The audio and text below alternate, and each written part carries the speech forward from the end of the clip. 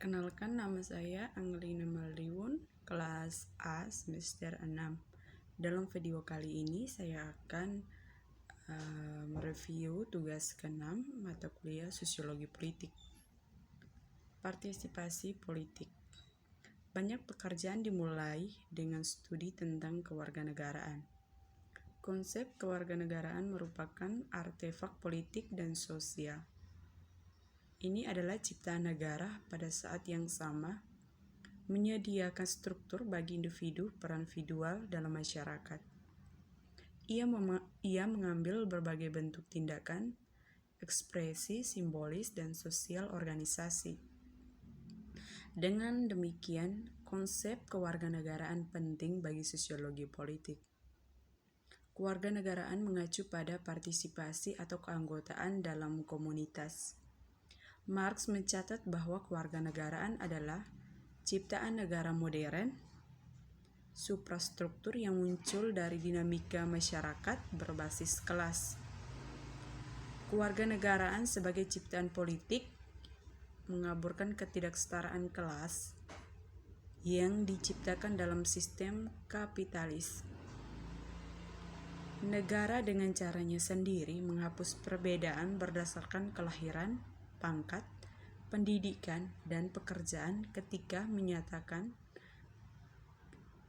pangkat pekerjaan menjadi non-politik, perbedaan ketika menyatakan bahwa setiap anggota masyarakat adalah terengah-engah dalam kedaulatan rakyat terlepas dari perbedaan-perbedaan ini.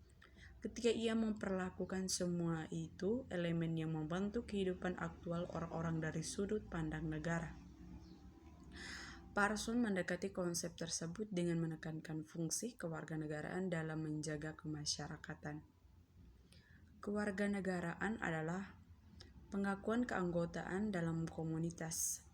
Jadi, dengan keanggotaan di kelompok sosial yang lebih besar dari warga negara dan masyarakat sipil, mengidentifikasi peran dan norma tertentu untuk perilaku.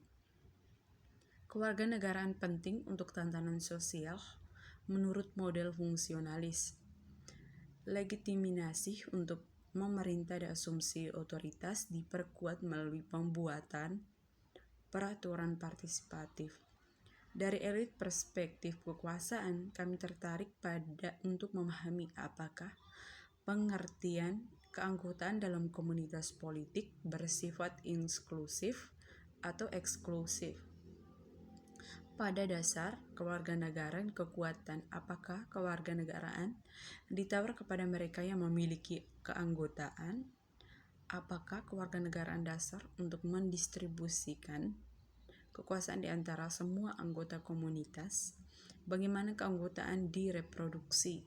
Salah satu studi pertama tentang kewarganegara adalah analisis sejarah yang dikembangkan oleh T.H. Marshall.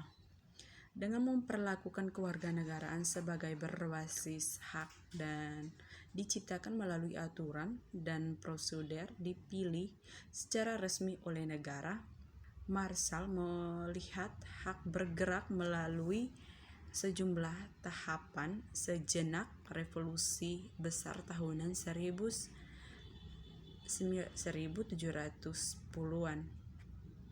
Pendekatan untuk menjelaskan bagaimana demokrasi dan kapitalisme dapat bekerja sama saat berkembang di abad ke-18, ke-19, dan abad ke-20. Marshall menyarankan sebuah paradoks. Adam Smith menyatakan bahwa kekuatan telanjang dalam masyarakat dapat diperiksa dengan adanya sistem politik di samping sistem perdagangan. Yang berikut kerangka teoritis pluralis. Kerangka pluralis sangat menekankan pada partisipasi politik karena ia berpendapat bahwa partisipasi massah dan persaingan antar kelompok kepentingan adalah inti dari demokrasi masyarakat. Pluralitas kekuasaan dalam masyarakat ternyata termasuk individu, warga negara yang mempengaruhi alokasi sumber daya masyarakat dalam sejumlah cara berbeda. Pandangan pluralis dari partai politik partisipasi menghubungkan erat dengan penciptaan negara dengan melihat partisipasi individu dan kelompok yang sangat penting untuk kelangsungan hidupnya. Partisipasi adalah salah satu cara untuk memahami bagaimana masyarakat berurusan dengan tekanan modernisasi. Partisipasi juga merupakan cara untuk menghasilkan konsekuensi dan integrasi. Pemilu diambil sebagai penengah terakhir dari keputusan politik dan konflik atas nilai. Yang berikut elit atau manajerial. Perspektif elit atau manajerial tentang partisipasi menunjukkan bahwa jalan untuk pengaruh yang asli atas kebijakan alokasi sumber daya dalam masyarakat atau pengaruh kecil pengambilan keputusan terbatas pada kelompok kecil. Partisipasi massa kemudian simbolis untuk cukup menghasilkan legitimasi bagi elit pengusaha mengejar tindakan yang dipilih.